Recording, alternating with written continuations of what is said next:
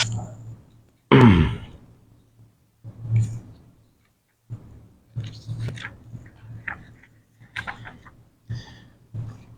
لله ثم الحمد لله الذي هدانا لهذا وما كنا لنهتدي لولا أن هدانا الله، والصلاة والسلام على سيدنا رسول الله وعلى آله وأصحابه ومن والاه. عزيزان وخوشويستان، لشوي كتير جمعي مباركة لخدمت كور ستعيش صلوات ودرود بالروح باكي پیغمبر وآل بيت وأزواج وذرياتهم وأصحاب كاني، ولخدمت سيري باكي وبيغمبر نازدارا صلاة والسلام إلى سربه. امشو لخدمتي اوي بريزا ديسان وأروينو خدمتي سيري باكي بيغمبري خوا وشمائلي خلقي وشمائلي خلقي أو شمائل خلقاني بيغمبري خوا صلى الله عليه وسلم شونتي هلسوكودي بيغمبري خوا صلى الله عليه وسلم لكم القادة لقرم منالا لمجتمع لمعاملة لتصرفات خويا وتمانك لشمائلي بيغمبري خوا شونتي ليدواني بيغمبري خوا صلى الله عليه وسلم قسكرني بيغمبري خوا صلى الله عليه وسلم وتمان بيغمبري خوا سريعنا ولا قسكردنا ما مناوند بوا كو فرمايش دي فرمون بيغمبر نازار صلى الله عليه وسلم الى سربيه بشواز قسي كردوا اواني كوا سامع بون يقربون يك بيكوشكاني بيغمبران جماعه كردوا ولا بريان كردوا ان جاود ما صفتي بيغمبري خوا ولا قسكرنا صلاه والسلام الى سربيه براستي يعني تولاني نبو الأقصى دريجي وقت نداوة بلكو فرماج دكاني طبعا خاوني جوامع الكلمة سكاني ما قلو دلبوا يعني قصي كمي كردوا كومال رصي كمي كردوا بلا معناك زوري هبو بونمونا من سلم المسلمون من لسانه ويدي أما يقول جوامع الكلمة في غنبري صلى الله عليه وسلم يعني من صبر ظفر وشي كرد رستي كرد ملام معناي زور ام پیغمبر نازدار لقصه كردنا كلغه كسي قصي كردوا مثلا لايتي انا كردوا بشتيتي انا كردوا بلكو لغه كسي قصي كردوا ادب قصي پیغمبر فوابوا صلى الله عليه وسلم سنگي مباركي كردو ده كابراو روي كردو ده كابرا اتر هر كسي لبرامبر ابو قصي لغلا كردايا پیاو بیاشین به پیغمبری خوا روی تی کردو باشی بو اوی کوا کابرا دلی دخوی دانمنه و واهس بک پیغمبری خوا متکبر خوانه خواسته یا تواضعینیه یا پیغمبری خوا به هیچ نازانه یا احصای وناکا هر کسی پیرشین یک بیت تقصیر لغت پیغمبر کردو صلی الله علیه وسلم پیر پیای مناله پیغمبری خوا بروی گشوا روی تی کردو سنگی مبارکی تی کردو جوان گوی بو کردو قصی پی نبریوا حتى سكاني تواو كردوا انجا اخوي فرمايشتي فرموا اما طبعا مشتيك لخرواري شمائلي اخلاقي في غمري خاص الله عليه وسلم كتشون بو لقصه كردنا بيست امتك شي اوابن نرم باللقصه تورنا بن اصوني تي نبي درجه قدر نبي مثلا سكاني بفل النبي البيني والشكاني مثلا جوازي تيابي بو اوي كوا الله زورنك شنك انسان كبفل قصيكر الله زورك جاري واسب لسانك جاري لقسكان لو كفر اخوانا خواسته شنك فلبك بو ام پیغمبر نازداره خواهي تبارك شون خلقيتي صورته جسمي بتاي بدروس كردوها حتى تصرفاتي پیغمبر نازار صلاة والسلام الى سربيه تايبت مندي خوي هبوا انجا پیغمبر خوا شوازي پیکنيني پیغمبر خوا پیکنيوا قاقاي كردوها كودت پشاله پیکنينا دنگ دنگ لياتو پیکنينا پیغمبر خوا ناو چاو گرج بوا پیغمبر خوا چون بوا وقلقصه كردنا ما شما پیغمبر بو شواز بوا اي لقصه كردنا شون بو مثلا توربوني هبوا توربوني نبوا پیکنيني هبوا نيبوا پیغمبر خوا صلى الله عليه وسلم وكو جابر كري سموره على كان في ساق رسول الله صلى الله عليه وسلم حموشة وكان لا يضحك إلا تبسما فكنت إذا نظرت إليه قلت أكحل العينين وليس بأكحله. طبعا حديثة حديثة صحيحة الرواية كراوة بيغمري نازدار صلاة والسلام إلى السربية عبد الله جابر كري سموره على بيغمري خوا لقاتيا باریکی رکبو علماء فرمون ساقي رسول الله صلى الله عليه وسلم حموشة واتا ريكيك لقات مباركي في غمري خوا هبوا وقوت من جستي في غمر ريك بوا اما شيء بو اوي كوا جستي في غمر لا رويريتي انا بوا زيادو كميتي انا بوا يسبب راس انسان كان هي مساله لا ناوشاني قائمه بلام قاتو قولي بارك يا قاتو قولي قلو مساله بهيزه بلام دسو بلي بشوازك يعني انسان الا نقصك لخلقتها هي لدرسكنها هي يعني كامل نية بتاعي بلام في غمر كامل وبتاعي يعني حتى ورقينا وفي غمر ورقي تقوى يعني هرجيز هست النكر في غمر ورقي بيت قاتو دستي مبارك ما الريق بوا مثلا جسمك زور جوان الريق فيك يبو في غمر نازار جاء فنوت في غمر نازار خاشكاني باريكي كي تيابو نك بشي باريك بيت مثلا يكون يجبش كيتوا لا اما جيبو يعني جسمي في غمر ريق بوا ان جاء فرميت ام في غمر بينك نيوا ما قاقا كابرا كيف دان قدام كاو او لا شابي بيو بيكنكي سور ناشرين زوجار كابرا يعني بشواز بيكني دني لم كولان ربو كولان مالي دراوسكي نحتاج ازعاجك رفيق كاني شواردي لو شيء ازعاجك بلان بيغمبري خوا لا بيكنينا دان دان ينبو بينكني الا زردخني بو هميشه دائم بيغمبري خوا دم بزردخنه بو دم بيكنين بو بيغمبري نازدار صلى الله عليه وسلم كسير تكر اتو بيغمبري خوا بكل شاوي رشتو بلان شاوي شنو رشتو خلقتي بيغمبري خوا خوي وابوا يعني خوا وادرسي كردوا وكجون خوا في فرمت وما رميت اذ رميت ولكن الله رمى وافرمت لمساله بدره براسي وتو نبوي تشي خلا كرب دمو شاوانا ويا مبوين اوهموا سركوتن وعزته معنا يمبتو ماندا اي پیغمبري خوشوي سيم يعني جسمي پیغمبري خوا شاورشي پیغمبري خوا او نبو خو شاورش بلکو خو هر شاورش بو فادرس كانما شاورش تو شلون يسمونوا تو شاورشين تشبيه في معنى دياله پیغمبري خوا خو شاورش بو بلام او برامبري كسيده ايوم پیغمبري خوا شاورش تو اجان خوشويستان ما بس قال راويه پیغمبري نازدار صلاه والسلام الى سربيه براسي هرگيز بقاقا بينا كنيو بلكو دائما زرد خنيبو لو انا عبد الله يكري حارس يكري افرمت انه كان ما رايت احدا اكثر تبسما من رسول الله صلى الله عليه وسلم نمبيني وهيج كسو هيج قوريكو هيج بياويكو هيج افرتيكو هيج كسك لحياتي خما وقت پیغمبر دم بس دخنه به الا هي صحابه پیغمبر نبوه ام صحابه برزانه هميان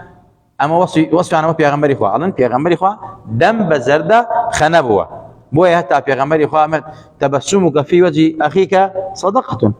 يعني زرد خنو بدم براي مسلمان توا برك به جواب ميتوا بدم يو بيبكني او بيكاين خو بصدقه بتنمسيت اما رحمه الاسلام ورحمه رسول الله صلى الله عليه وسلم اخوان امتنا زاري داوا عزيزانو خوشويستان احاديث لم بارو زوره كبيغمبري نازدار صلاه وسلام الى سربيه كصفتي او ابو دائما براسي دم بزرد خنبو بلا اوش ما لبي نشي لكاتنا حقيبينينا لكاتي منكره لكاتي كمسلي ظلم يسلمك بينيا بيغمبري خوا وتاري زور بشده داوا حتى سور هالقراوه دنجي زور برت كده بيغمبري خوا صلى الله عليه وسلم كمنزل الجيش جاري وابك وتاري داوا وكو او كسيك وا منزل انذار كري جيش كلا جيش هاباركا او قول مثلا لا راس قول لا يشبقرن اغاتنا بيش اغاتنا دون فلانه كذا اغادر ما هو كسيك قائد جيش شلون مراسي بس سربازان اخرت پیغمبري خوا جاري اول سر منبر كوتاري داوا سور هالقراوه زور دنجي بس كده توا ام پیغمبر ناس دارا ومثلي تورب الشوا توربوني بيو ديار بوا بلام اتر اوي خوي بخي كاريغري خوي هبوا بو اوي كوا اصحابكاني يا امتكي يا اواني كوا سامي ويغني بيغمبر باشر يلو تاركي بيغمبري خوا بغن بو خطيب نابي هم جاري نرمونيان بيه خطيب متربيش لادابي مسألة هنري خطابه هنري سكرنا لمسألة فني خطابه على خطيب لشوني واهبت والربيع بو اوي كوا باشر سامع كان يقرا كان يبو بقرن ام پیغمبر ازداره اكثر حياته جاني دم بكنين بوا بلام عندي جاريش مثلا لكاتنا حقبينا توربون بوا توربوا لنا حقي لشري بطال لكفر لشرك لتاوان لجناح لحديثك مفصلة أبي زرع فرميت إني لأعلم أول رجل جملة في غمر خوابه عن أبي زر قال رسول الله صلى الله عليه وسلم أما في غمر خواب فرمي جملة في غمر فرمي إني لأعلم أول رجل يدخل الجنة وآخر رجل يخرج من النار يؤتي بالرجل يوم القيامة فيقال اعرضوا عليه صغار ذنوبه ويخبأ عنه كبارها فيقال له علمت يوم كذا وكذا كذا وهو مقر لا ينكر وهو مشفق من كبارها فيقال أعطوه مكان كل سيئة عملها حسنة فيقول إن لي ذنوبا ما أراها ها هنا. قال أبو ذر فلقد رأيت رسول الله صلى الله عليه وسلم ضحك حتى بدت نواجذه. جام حديثا مفصل زور أفرميت أبو ذر غفاري رضا رحمة إخوائي لسان فرمي بيغمبري إخوائي فرمي صلاة والسلام إلى السربية من أزانم يكم بيابك أروات أول كسي كأروات بهاش لأمتكم وآخر كسيش كأروات بهاشتو آخر كسي كالجهنم دريكا أيان بهاشتو من بيغمبري إخوائي فرمي فوين للرجي قيامتها بيابك ديانن خواهي تبارك وتعالى برحمه لتخوي أفرميت گوناها بچووکانی پیشاندن گوناها گەورەکەی بۆ بشارنەوە گوناها گەورەکانی بۆ بشارنەوە ئەمە ڕەحمەتی پەروەردگارە. ئەفەرمێت پێی ئەڵێن ئەی پیاو ئەی ئافرەت ئەی فڵانە کەس لە فڵانە ڕۆژە فڵانە تاوانو کرد لە فڵانە ڕۆژە فڵانە تاوانو کرد لە فڵانە کاتە فڵانە تاوانو کرد ئەمیش وهو مقر لا ينكر إقرار أكا الله بلى پەروەردگارە من فلانة تاوان وفلانة تاوانم کردووە إنكاري ناكا وهو مشفق من كبارها خوا بالرحمة لقلها مراسي لقوركاني مسألة چاوپۆشیەکە پەروەردگار انجا فرميت ايوه پێی بەخشن لەگەڵ هەموو خراپەیەکیا سەیریکەن لە بەرامبەریا چاکەیەک دانیان لە بەرام هەموو گوناهێکیا کە هەیەتی چاکەیەکی بۆ دانێن. خوا فەرمێت انجا کابراش ئەڵێ پەروەردگارە من گوناهێکی زۆرم هەیە ئەم هەموو گوناهەم هەیە بەچی ئەشاردە و بەچی دەفع بێ و یعنی ئەوەنە حەسەناتم نییە کە لە بەرامبەری هەموو گوناهێکا حەسەنەیەک دانێ پەروەردگارە تەمەن خواوەنە بەڕەحمە يبدل الله سيئاتهم حسنات أما طبعا نص قرآن بلام أما نص قرآن أما شبوكا يبدل الله سيئاتهم حسنات أما الرحمة بالوردقارة بويا دائما إنسان الله خوايا بالرحمة خود لقل ما بجوان نك بعد بفضله أجر خوا بعد لي بجولة لقل مانا بيغمبر فمي كسباش نابينه إلا بالرحمة خوانا به دائما والله خوايا بالرحمة كي خود بشفقة بزي خود مهرباني خود سوزي خود لقل ما بجوان نك بعمل وكردوا كان يخوم مهما كان أهلي قيام الليل وشون يجو الرجو بي أهلي صدقة وإحسان بي بزي بخوتا بيته والرحمة خواهي ما نكي خوا زور بالرحمة إن جاء فيك في غمري خوا أم قفتو قو باسكا في غمر بيأكنت أبو زرع فرميت في غمر بيني أو أن دلي خوش في غمري خوا صلى الله عليه وسلم بم قفتو قو كباسي كر فرمي في غمر بيني بيأكني حتى دانا كاني بيشيني في غمري خوا النوازيز دانا كاني بيشوية دركوت أو دانا مباركاني في غمري خوا صلى الله عليه وسلم دركو يعني أفهمك كاكي لكاني في غمري خوا دركو بارحال نواجيز دانا كاني بيشو بي دانا كاكي لكان بي أفهمت لبيكيني في غمري خوا بوزعك وان دد الخوش في غمري خوا وزعك في خوش بو دانا كاني في غمري خوا دركو صلى الله عليه وسلم وهروها فرمايش زور لباري بيكيني في غمري خوا صلى الله عليه وسلم موي أبي أمتنا زاركيشي هميشه ودائم لكفتو قودا لقل معلوم نالا لقل رفيق برادرة لكوم الغا لشوار دوري خويا لقل شريكانيا لقل حتى كافرانشا بعدم بزرد خنبه إلا مقر منكر نارعتك بيني أو ببي مقامي خوي ببي شويني خوي ببي دصلاتي خوي توربوني هبيت وإلا مسلمان پێ بکەنێ بەدەم برا و خوشکی مسلمانی خۆیەوە ئەوە پێغەمبەری خوا فەرمێت سەدەقەیە و بەڕاستی خوای تبارك وتعالى بخير وشاكا بوئنوسيت. عبد الله كري مسعود رضا رحمة خواه لسربيا فرميت بيغمري خواه فرمي كوتا كس ك لدرچواني دوزخ ولا دوزخ دريا كانت دروا كايكا بخوخ شاندن ها بس كخشا يتدروا راب كابرو بهشت بيغمري خواه فرمي درات برو بهشت بوي كبراتا بهشتوا دبيني خلق للشر شويني خوانا هر کس لە شوێنی خۆیان مەقسەد سەرەی گرتووە و چاوەڕێی داخڵبوونی باش دەکا. ئەمیش تەبعەن کە سەیری ئەو دیمەنەیەکە واز دەکا ئیتر شوێن نەما لە بەهەشتا پڕ بووەتەوە واز دەکا ئیتر ئەمە دونیایە ئەرض الله واسعة خوا ئەفەرمێ لە دنیا ئەرزی من واسعە ئەبێ بەهەشتەکەی چۆن بێ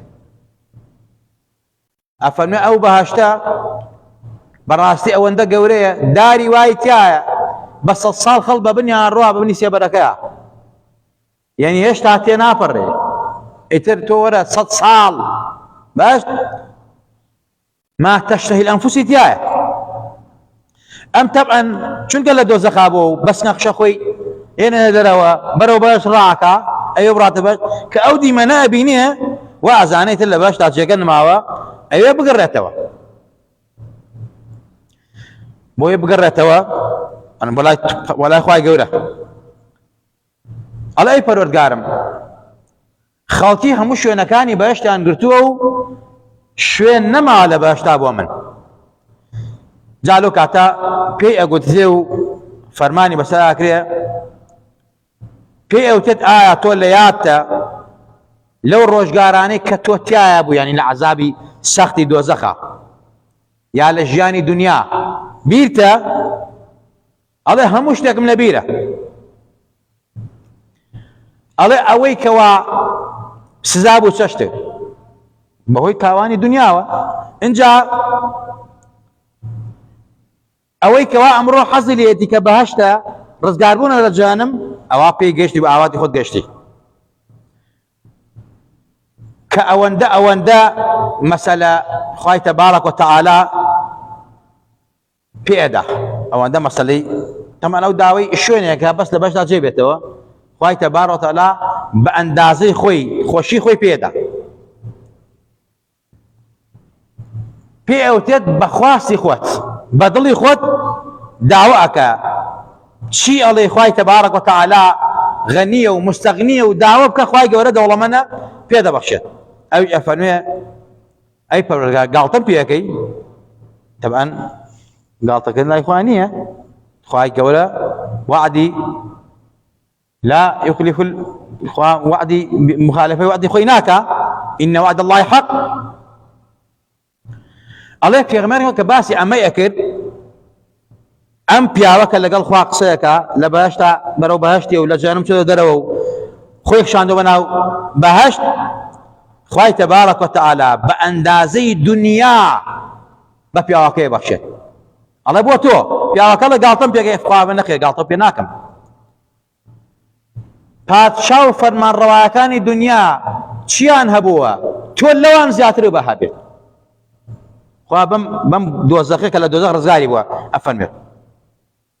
ئەفەرمێت پێغەمبەری نازدار صلی الله عليه وسلم ڕاوی حەدیثەکەی عبد الله بن مسعود ئەفەرمێت فلقد رأيت رسول الله صلى الله عليه وسلم ضحك حتى بدت نواجذه پێغەمبەری خوان بینی ئەوەندە پێکەنی تا کاکیلەکانی دەرکەو یان دانەکانی پێشینەی پێغەمبەری خوا دەرکەوتن ئازان و خۆشەویستان پێغەمبەری خوا لە کاتی باسکردنی مەسائیلی خۆشە یعنی زۆر پێکەنیوە لەگەڵ سەحابەکانیان قسەی خۆشی کردو لە شوێنی خۆیان باسێکین ئینشاءڵڵا لە کۆتایی دەرسی ئەمڕۆ کە پێکەنینی پێغەمبەری خوا و سیفەتی پێکەنینی پێغەمبەری خوا کە زەردەخە نەبوو قاقای نەبووە و دەنگی بەس نەکرد لە پێکەنینە هەمیشە دەم بەر زەردەخە نەبووە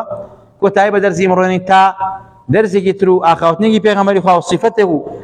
شەمائلێکی ئەخلاقی پێغەمبەری خوا هەموو لایەک بەخوای گەورە ئەسپێین خوا لە هەموو لایەکمان خۆش بێ و لە هەموو لایەکمان ڕازی بێ خوا عاقبەتمان بەخێر بێڕی خوایمان بەخی بەو پێغەمبەرە دەم بە پێکە ناوێ خوایمان بەخی بەو پێغەمبەرە دەم بە زەردەخەنە خوای ئەو پێغەمبەرە لە قیامەتدا زەردەخەنەمان بۆ بکە لقبر زردخمان مبكى لصراط زردخمان مبكى باغمان بكى ودرمان نكا يا ربي خواه بخاطر او في غمر الناس داره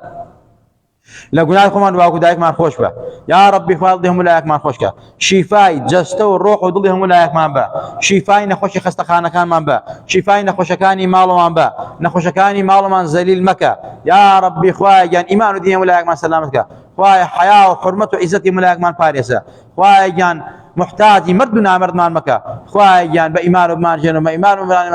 مرينا بإيمان وزندومان كرو پروردگارا يا ربي خواهي فارينا وأواني دعاء خير يعني يكرن بهدمية وبرمسي خواهي أقلنا خوشان شفاي عاجو بلان وبنيرا يورو قلفتاني مشاكل عائلان خواهي بانشار سركا ظالم ظلمي لكرن خواهي ظالما لكل كروا ظالما وناوبرا خواهي هرشي ظالم مستمكار خواهي بشتيان مشكنا يا ربي خواهي جوجاخنا ناوبرا يا ربي خواهي ينشيني مظلوم وشو سوا سركا أوي من دالي صالح بريا اوي هدي صالح خواه صالحي خواه من دالهم لاك ما صالحي اوي من دالي هي ونا مفقود خواه بيك يان شات كيتوا اوي من دالي هي من دالك خرافه يا ربي خواه هدايتي من الله يما شو او من دالان بيك خرافا يا ربي خواه تلبكان من موفق سركوتوكي بتايبه تلبكان شيخ زان وكان من